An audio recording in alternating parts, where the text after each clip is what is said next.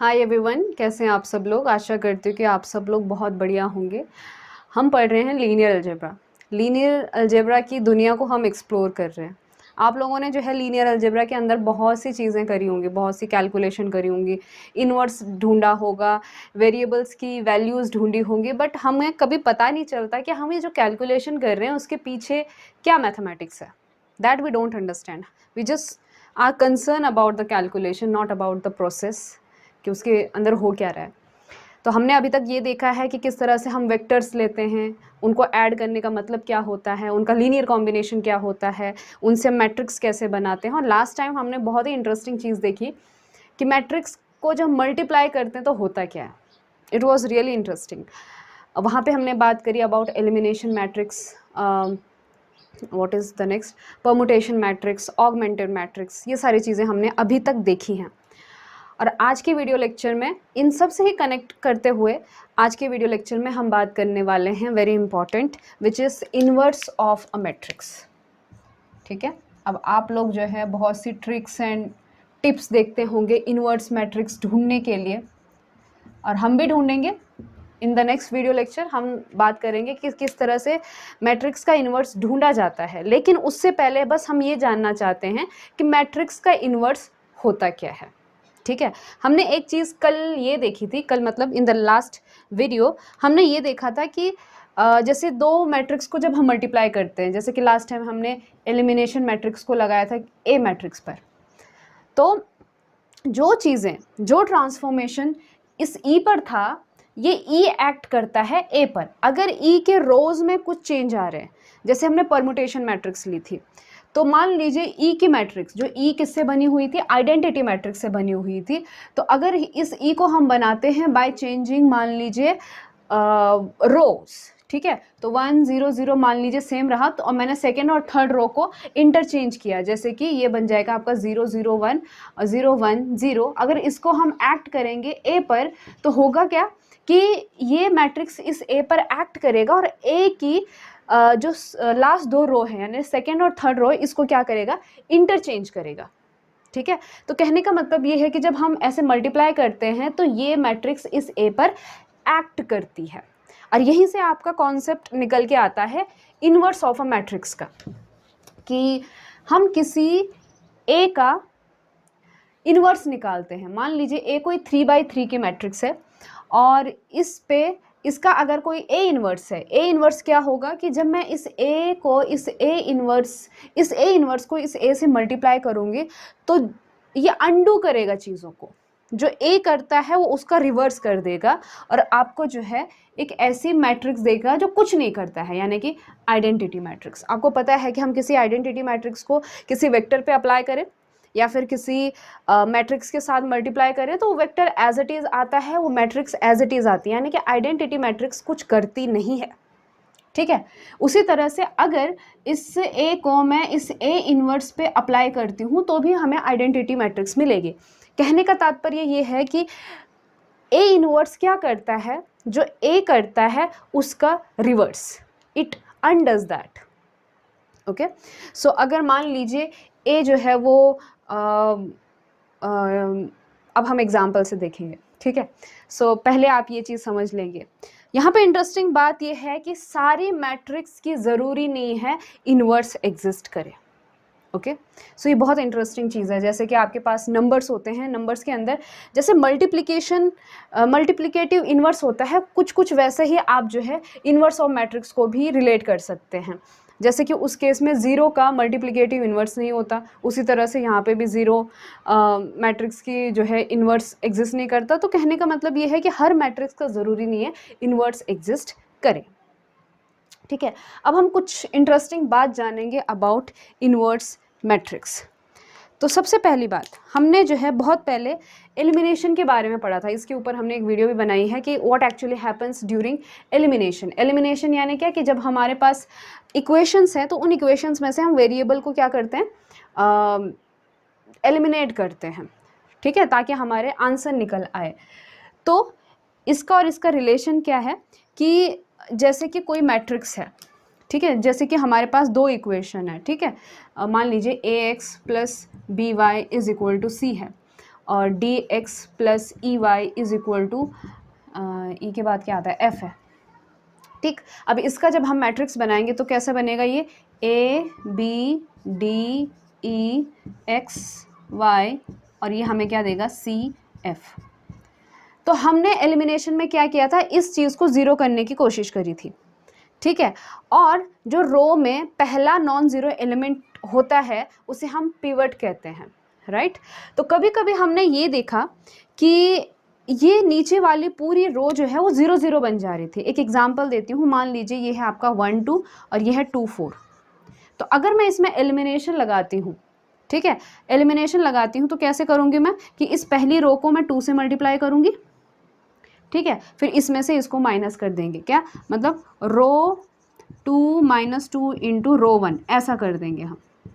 तो ये मैंने अप्लाई किया रो 2 पर, तो उससे जो है ये मैट्रिक्स किस में रिड्यूस हो जाएगी 1 2 0 0। कहने का मतलब ये है कि इस मैट्रिक्स में 2 इक्वेशन है और एक पिवट है, ठीक है, 2 इक्वेशन एंड 1 पिवट। क्यों? क्योंकि ये इससे और रिड्यूस नहीं होगी और इसमें नॉन ज़ीरो, फर्स्ट रो का नॉन ज़ीरो एलिमेंट कौन है 1 है, तो ये इसका पिवट है। लेकिन जो सेकेंड रो है इसमें 0 0 आ रहा है तो इसमें कोई पिवट नहीं है, ठीक है। तो इसमें क्या हो गया कि जब आप इन इक्वेशन को सॉल्व करेंगे तो आपको पता चलेगा कि इस इक्वेशन का सॉल्यूशन नहीं आता है। या तो इन्फिनाइटली मेनी सॉल्यूशन होंगे, या तो वो जैसे 2 लाइंस पैरेलल होंगे, या तो कोलिनियर होंगे, ठीक है। या तो ये वो केस होगा जिसमें इसके इन्फिनाइटली मेनी सॉल्यूशन आ रहे होंगे, या तो 0 सॉल्यूशन आ रहा होगा। तो इस केस में ये जो मैट्रिक्स है ना, ये वाली, इसका ए इन्वर्स एग्जिस्ट नहीं करता है, ठीक है। तो जब आपके पास इक्वेशंस होती हैं, जैसे 3/3 की इक्वेशन हो गई, 3 इक्वेशंस 3 वेरिएबल्स, ये था आपका 2 इक्वेशन 2 वेरिएबल, इसमें हमने मैट्रिक्स बना दी। तो जिस केस में इस ए का इन्वर्स एग्जिस्ट नहीं करता है तो उस केस में आप ये कह सकते हैं कि ऐसे सिस्टम ऑफ इक्वेशन का सॉल्यूशन एग्जिस्ट नहीं करेगा। कहने का मतलब है या तो 0 सॉल्यूशन होगा या तो इन्फिनाइटली मेनी सॉल्यूशन होगा, ठीक है।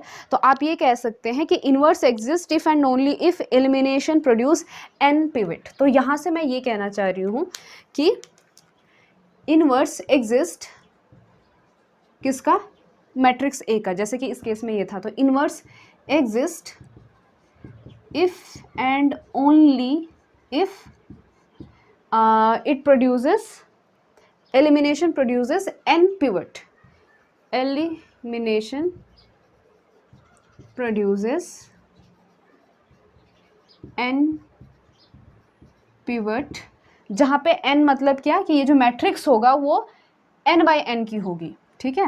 तो यहाँ पे a जो है वो n/n की मैट्रिक्स होगी और इक्वेशन की फॉर्म में कहेंगे तो हम n equations and n variables कह सकते हैं, ऐसा सिस्टम हमारे पास होगा, ठीक है। तो एक चीज़ आप ये समझ चुके हैं कि इन्वर्स का इक्वेशंस के सॉल्यूशन के साथ क्या रिलेशन है।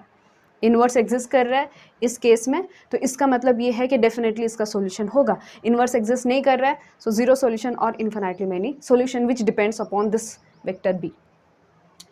ओके, दूसरी बात कि जो इन्वर्स होता है वो हमेशा यूनिक होता है, ठीक है।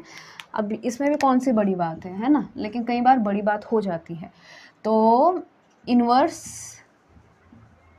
इज यूनिक, ये आज के डेट पे हमें बहुत आम बात लगती है कि इन्वर्स यूनिक होना कौन सी बड़ी बात है, बट सोचने वाली बात है कि एक ऐसा, मान लीजिए 2 इसके इन्वर्स है, ठीक है, एक बी इसका इन्वर्स है और एक सी इन्वर्स है। तो अगर बी इन्वर्स है तो यहाँ से आप देख सकते हैं कि बी ए किसके बराबर आ जाएगा, आइडेंटिटी के बराबर आ जाएगा। अगर सी इन्वर्स है तो ये वाली चीज़ भी ट्रू होगी, यानी कि ए सी भी किसके बराबर आ जाएगा, आइडेंटिटी के बराबर आ जाएगा, है ना। क्योंकि हमारे दिमाग में आ सकता है कि कोई ऐसा मैट्रिक्स हो, क्योंकि मैट्रिक्स मल्टीप्लिकेशन कम्यूटेट नहीं करता है, ओके। सो दिमाग में ऐसा आ सकता है कि कोई ऐसा मैट्रिक्स हो बी जो ए के साथ मल्टीप्लाई करने पर आई दे, this is from left hand side, और राइट हैंड साइड से मल्टीप्लाई करने पे कोई दूसरा आई दे, ठीक है। लेकिन ये पाया जाता है कि जब ये इन्वर्स है तो इन्वर्स के केस में ये बी और सी सेम निकलेंगे, ठीक है। अगर मैं कंसिडर करती हूँ मल्टीप्लिकेशन बी ए सी, यहाँ पे 3 मैट्रिक्स है, ठीक। तो एक, क्योंकि आपको पता है कि मैट्रिक्स मल्टीप्लिकेशन एसोसिएटिव होता है, तो पहले मैं इन दोनों को लूँगी, ठीक है, और ए सी को भी ले सकती हूँ साथ में, है ना। तो जब मैं बी ए को साथ में ले रही हूँ तो इसकी जगह मैं आई लिख दूंगी, ये सी आ जाएगा। और जब मैं ए सी को साथ में ले रही हूँ तो ये आई आ जाएगा, तो यानी बी आ जाएगा। और आपको पता है आइडेंटिटी को किसी के साथ मल्टीप्लाई करो तो कुछ नहीं करती है आइडेंटिटी, मतलब बहुत कुछ करती है बट इस मैट्रिक्स पे कुछ नहीं करती है। सो दिस इज बी, ठीक है। सो इसका मतलब है दो इन्वर्स नहीं है, वो दोनों इन्वर्स एक्चुअली कैसे हैं, सेम हैं। दूसरी बात, इसी चीज़ को मैं बस लैंग्वेज में लिखूंगी जो अभी हमने यहाँ पे कहा कि अगर मान लीजिए जैसे A X is equal to B है। अब A X is equal to B क्या है, ये वाली चीज़ कि आपके पास एक मैट्रिक्स है जो कहाँ से बनी है, इन दो इक्वेशन से बनी है। This is two equation, two unknowns. तो यहाँ से अगर मैं एक, इसे कहते हैं मैट्रिक्स इक्वेशन, लिख देती हूँ मैं, मैट्रिक्स इक्वेशन लिख दी मैंने, जहाँ पे x जो है अननोन है, हमें ढूंढना है कि x y है क्या। अभी आपका वेक्टर दिया गया है, तो इस केस में आपका सॉल्यूशन एग्जिस्ट करेगा। सो इस केस में अगर आपका a जो है वो इन्वर्टिबल है तो इसका सॉल्यूशन एग्जिस्ट करेगा। a is invertible if, okay, this implies कि x is equal to a inverse b, इसका क्या होगा, सॉल्यूशन होगा। So is solution. और कैसा सॉल्यूशन होगा, यूनिक सॉल्यूशन होगा। अब यूनिक कैसे आप कह सकते हो कि ये यूनिक होगा, क्योंकि अभी आपने ऊपर कहा है कि ए इनवर्स जो है वो हमेशा यूनिक होता है, ठीक है। तो अगर बी सेम है और ए इनवर्स भी सेम है तो दो ए इनवर्स और बी, इनका मल्टीप्लिकेशन भी हमेशा सेम ही आएगा ना, ठीक है। ऐसा तो है नहीं कि अगर ए इनवर्स मान लीजिए अलग अलग होते तो उस केस में आपका एक्स भी अलग अलग होता, ठीक है। सो ये चीज़ कंफर्म करती है क्योंकि आपका ए इनवर्स कैसा है, यूनिक है। तो ये चीज़ कंफर्म करती है कि आपका जो ये सॉल्यूशन है ये भी कैसा होगा, यूनिक होगा। So when in matrix equation A is invertible then that X has unique solution, ठीक है। और यहीं पर एक और इंटरेस्टिंग बात आती है, वो आती है अबाउट, मान लीजिए अगर आपका A X is equal to 0 vector है, ठीक है। जैसे इस केस में क्या हो जाएगा, 0 0 आ जाएगा, ओके। तो इसमें आप ये कह सकते हो कि अगर कोई ये x एक नॉन ज़ीरो वेक्टर है, ठीक है, क्या कहा मैंने कि let x is non zero vector, ठीक है। तो हो क्या रहा है कि ये एक नॉन ज़ीरो वेक्टर है, उस पे जो है a क्या कर रहा है, एक्ट कर रहा है, तो वो आपको ज़ीरो वेक्टर दे रहा है, ठीक है। लेकिन ऐसा जो है इस केस में आपका a का इन्वर्स एग्जिस्ट नहीं कर सकेगा। कैसे, देखो, अगर इसका a इन्वर्स एग्जिस्ट करता तो हम x को लिख सकते थे a इन्वर्स ज़ीरो वेक्टर, ठीक है। अगर ये ज़ीरो वेक्टर को मैं a इन्वर्स से मल्टीप्लाई करती हूँ तो आंसर 0 आएगा। आप ट्राई कर सकते हो, अगर मैं इस 0 0 को इसके साथ मल्टीप्लाई करूँगी तो मेरे पास 0 वेक्टर आएगा, ठीक है। लेकिन ये कह रहा है कि x जो है वो एक नॉन ज़ीरो वेक्टर है, तो ऐसा पॉसिबल हो ही नहीं सकता कि a इन्वर्स एग्जिस्ट करे, क्योंकि अगर a इन्वर्स एग्जिस्ट करता, मैं इसको 0 से मल्टीप्लाई करती तो आंसर यहाँ पे 0 आना चाहिए था, करेक्ट है।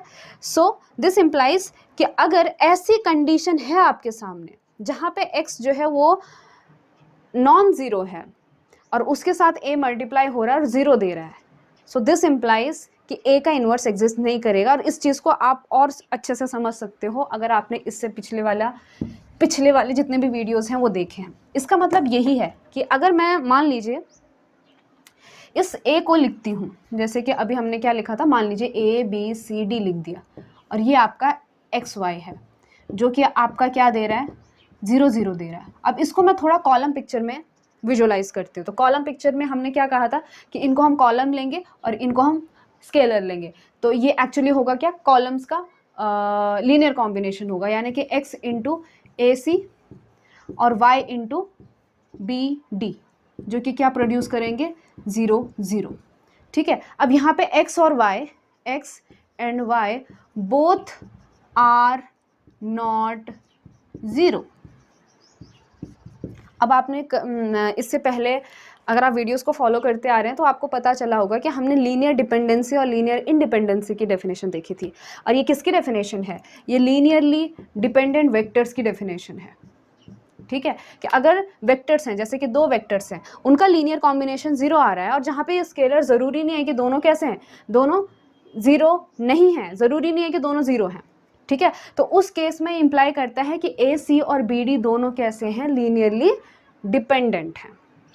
Okay, so here A C and B D are linearly dependent. और अगर ऐसा है तो अभी हमने देखा था जैसे 1 2 और 2 4 है, तो इसमें आप देखोगे जो 2 4 वेक्टर है वो 1 2 पे कैसा है, डिपेंडेंट है, ठीक है। अगर ये इस पे डिपेंडेंट है तो ऑब्वियसली इसको हम क्या कर सकते हैं, इस नीचे वाले को एलिमिनेट कर सकते हैं, इसको इस तरह से 1 2 0 0 बना सकते हैं, और ये वो केस आ जाएगा जहाँ पर number of equation are greater than number of pivot, क्योंकि लास्ट वाली रो क्या हो गई है, 0 हो गई है, तो उस केस में इसका इन्वर्स एग्जिस्ट नहीं करेगा, ठीक है। और इसी चीज़ को आप ऐसा भी कह सकते हो कि अगर इफ ए इनवर्स एग्जिस्ट कर रहा है, ठीक है, और ए एक्स इज इक्वल टू 0 वाली कंडीशन है, तो ये चीज़ हमेशा पक्की होगी कि एक्स जो है आपका 0 वेक्टर होगा, ठीक है। सो इस चीज़ को समझना इंपॉर्टेंट है कि अगर आपका A X is equal to 0 vector आ रहा है, उस केस में आपका ए जो है वो इन्वर्टिबल है, देन ये ए इनवर्स 0 से मल्टीप्लाई हो जाएगा और एक्स आपका 0 आएगा, ठीक। सो this is something which you can understand. और इसी चीज़ को अगर आप थोड़ा सा और दिमाग लगाएंगे, इसी तरह से देखेंगे, तो आप देख पाएंगे कि ए के जो कॉलम्स होंगे वो लीनियरली इंडिपेंडेंट होंगे, ठीक है। वो कैसे, आप यही चीज़ करोगे, आपने अगर देखा होगा लीनियर डिपेंडेंसी और इंडिपेंडेंसी का मतलब, then you will come to know about it, okay. अब एक बहुत सिंपल सी चीज़ है जो आप सब लोग जानते ही हैं, लेकिन फिर भी मेरा क्या कहते हैं, it's my responsibility to repeat it. आपको पता है कि अगर डिटर्मिनेंट 0 आता है तो उस केस में मैट्रिक्स इन्वर्टिबल नहीं होता है, ठीक है। So invert does not exist. तो आप ये कह सकते हो कि if determinant of A is equal to 0, this implies A inverse does not exist. और आपको ये भी पता है कि अगर मैं 2x2 के मैट्रिक्स लेती हूँ, ठीक है, और ए मान लीजिए ये है आपका ए बी सी डी, तो उस केस में ए इन्वर्स क्या होता है, ए इन्वर्स होता है 1 अपॉन, इसका डिटर्मिनेंट क्या होगा, A D minus B C, और क्या करते हैं, इसको चेंज कर देते हैं, यानी कि डी ऊपर चला जाता है, ए नीचे आ जाता है, माइनस बी माइनस सी। तो इसमें आप क्लियरली देख सकते हैं कि इस ए का इन्वर्स एग्जिस्ट करेगा। ए इन्वर्स एग्जिस्ट कब, if and only if A D minus B C is not equal to 0, ठीक है। इसमें कोई बड़ी बात नहीं थी। बड़ी बात किस में है, बड़ी बात दूसरे वाले में भी नहीं है, डायगोनल मैट्रिक्स की बात चल रही है। So this is our number 6, ये 5th था, 6th पॉइंट। डायगोनल मैट्रिक्स की बात कर रहे हैं कि अगर कोई डायगोनल मैट्रिक्स है, कैसी, जिसमें डायगोनल्स पे नंबर होंगे, बाकी ऊपर नीचे सब 0, तो ऐसे हमारे डायगोनल मैट्रिक्स है, यहाँ पे 0 0 0 ऐसा, ठीक है।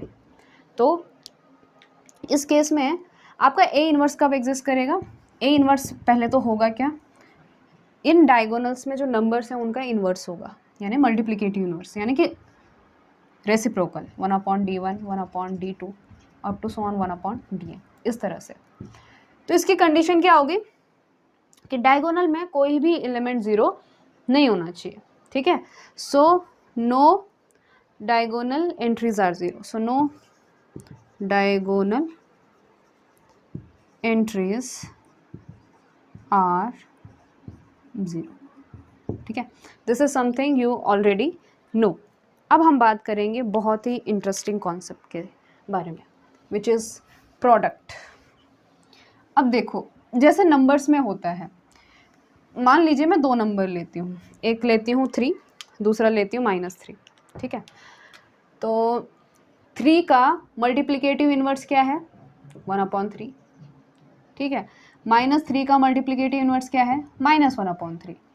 तो मुझे तो ये पता है कि अगर मैं 3 × -3 करती हूँ तो आंसर आएगा -9, और इसका भी मल्टीप्लिकेटिव इन्वर्स होगा 1/-9, ठीक।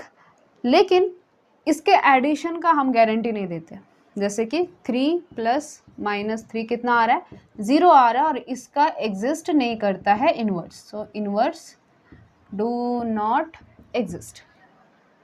उसी तरह से मैट्रिक्स के अंदर भी होता है कि अगर आपकी दो मैट्रिक्स ले ली मैंने, ए और बी, अब मैं यहाँ पे दो मैट्रिक्स ले रही हूँ, तो ये चीज़ आप हमेशा ध्यान में रखेंगे कि मैं फिलहाल स्क्वायर मैट्रिक्स की बात कर रही हूँ या फिर ऐसे मैट्रिक्स की बात कर रही हूँ जिनका हम प्रोडक्ट कर सकते हैं।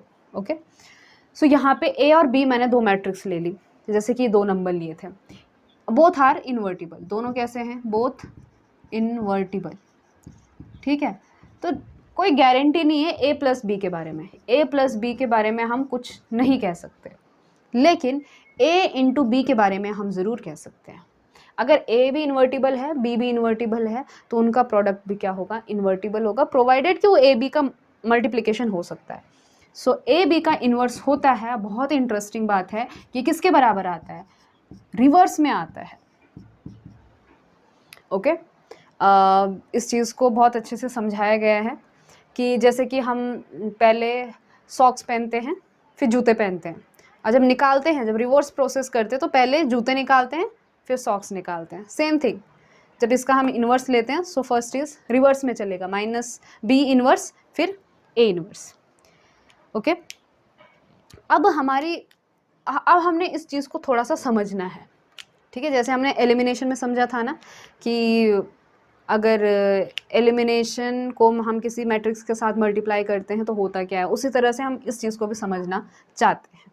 ठीक, तो यहाँ पे मैं दो बहुत ही इंटरेस्टिंग मैट्रिक्स लेने वाली हूँ। एक लूँगी आपकी एलिमिनेशन मैट्रिक्स, ओके, और दूसरी भी लूँगी एलिमिनेशन मैट्रिक्स। तो ई मान लीजिए इसमें क्या है, 1 0 0 0 0 1, दो रो पे कोई अफेक्ट नहीं है, मिडिल वाला रो अफेक्टेड हो रहा है, -5 1 0। तो इसमें क्या हुआ है, साफ साफ देख पा रहे कि आइडेंटिटी मैट्रिक्स के साथ हमने क्या करा कि जो सेकेंड रो है, सेकेंड रो क्या किया हमने, सेकेंड रो में से रो 1 इंटू 5 करा है। ठीक है, सो 5 टाइम्स रो 1 और सेकेंड रो में से फिर उसको माइनस कर दिया। ठीक, तो ये है आपकी एलिमिनेशन मैट्रिक्स। तो इसका इन्वर्स क्या होगा, इसका इन्वर्स आप ढूंढ सकते हैं, शायद हमने इसके बारे में बात की थी, ध्यान नहीं मुझे। तो इसका इन्वर्स क्या करेगा, इसका अपोजिट काम करेगा।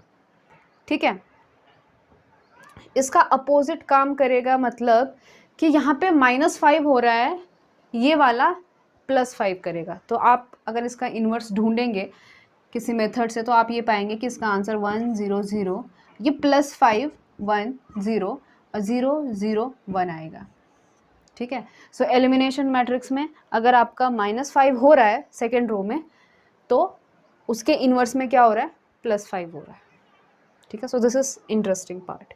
उसी तरह से एक और मैट्रिक्स लेती हूँ मैं, F।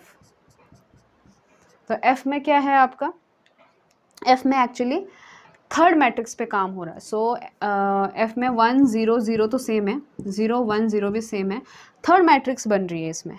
ओके, अब वो कैसे बन रही है, आपकी सेकेंड मैट्रिक्स, सेकेंड रो की मदद से, यानी कि this is 0 -4 1।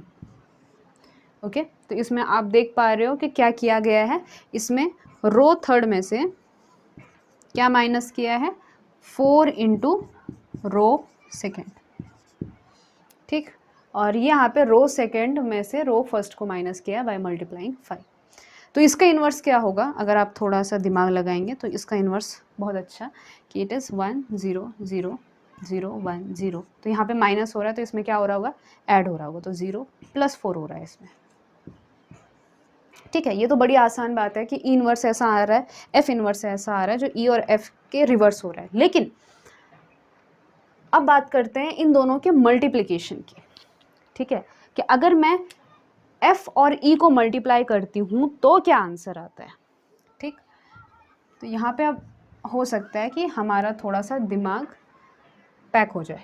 So F E, मैं एफ और ई को मल्टीप्लाई कर रही हूँ, तो एफ कितना आता है, एफ है आपका 1 0 0 1 0 0 0 1 0 0 -4 1 इंटू एफ, ई क्या है 1 0 0 0 0 1 माइनस 5 1 0। अब इसका आंसर कितना आएगा? अब आप यहाँ पे डॉट प्रोडक्ट लगा सकते हैं ना, इसको ऐसे ऐसे मल्टीप्लाई करके, तो 1 0 0 और क्या है इसमें, माइनस 5 1 0 माइनस 5 1 0 20 माइनस 4 0। तो देखो जब हमने f और e को मल्टीप्लाई करा तो क्या आंसर आया? कहने का मतलब ये है कि f ने e पर कुछ एक्ट किया, तो f क्या करता है? f आपका जो है रो थर्ड में से 4 टाइम्स रो 2 करता है, ठीक है। तो बस यही चीज़ किया क्या कि रो थर्ड यानी कि 0 0 1 माइनस इसको 4 से मल्टीप्लाई कर देना है, ठीक है। तो यहाँ पे -4 आ गया, जब इसको हमने -4 से मल्टीप्लाई करा तो आंसर 20 आ गया, ठीक। सो ये आंसर आ गया 20।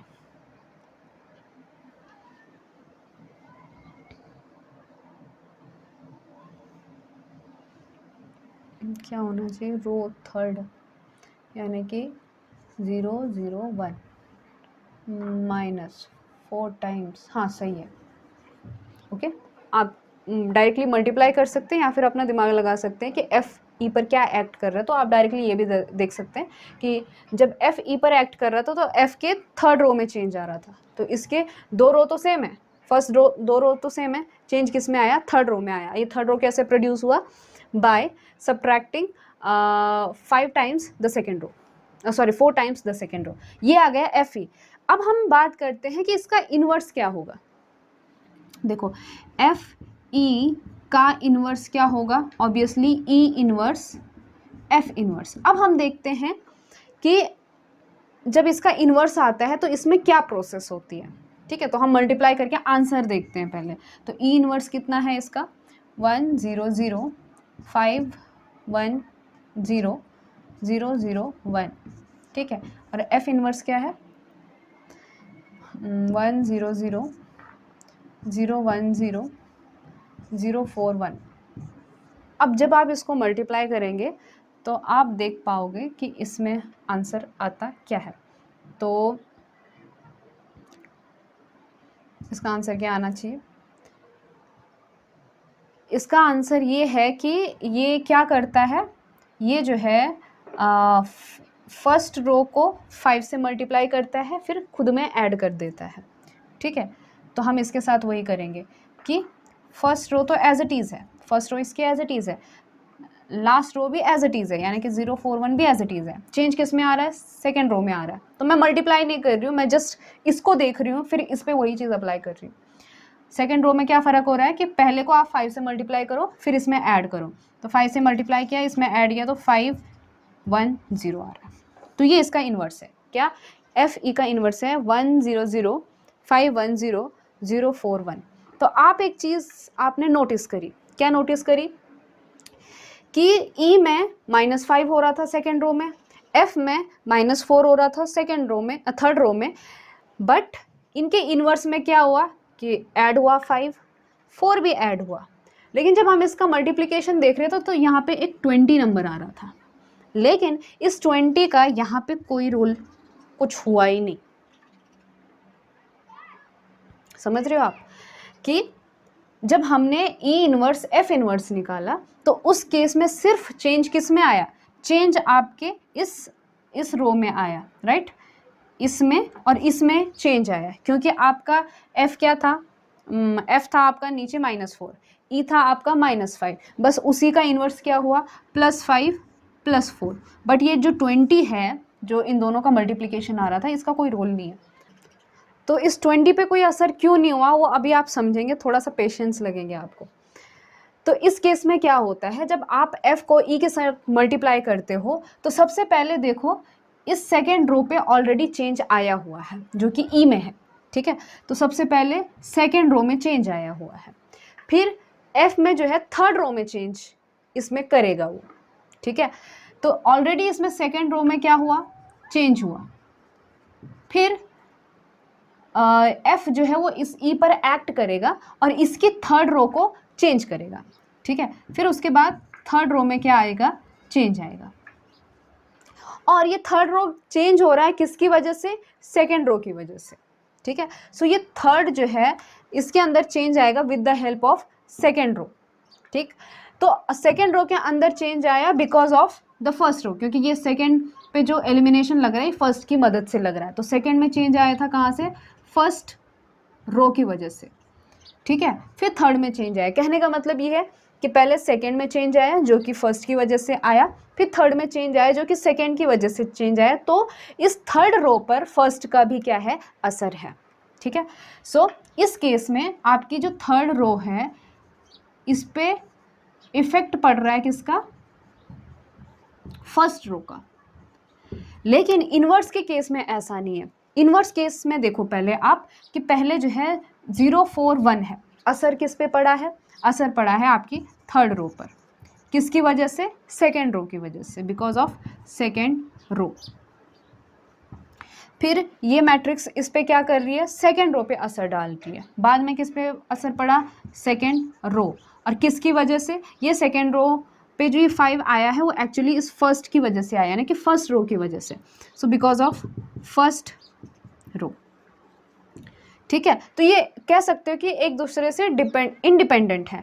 तो आपकी जो ये थर्ड रो हुई ना, इस केस में थर्ड रो वो अनअफेक्टेड रही due because of the first row, ठीक है। तो थर्ड रो पे कोई असर नहीं पड़ा, ठीक है, no effect of first row, जबकि यहाँ पे इफेक्ट पड़ा था क्योंकि थर्ड रो आ रही थी सेकेंड रो की वजह से, सेकेंड रो पे आ रहा था फर्स्ट रो की वजह से।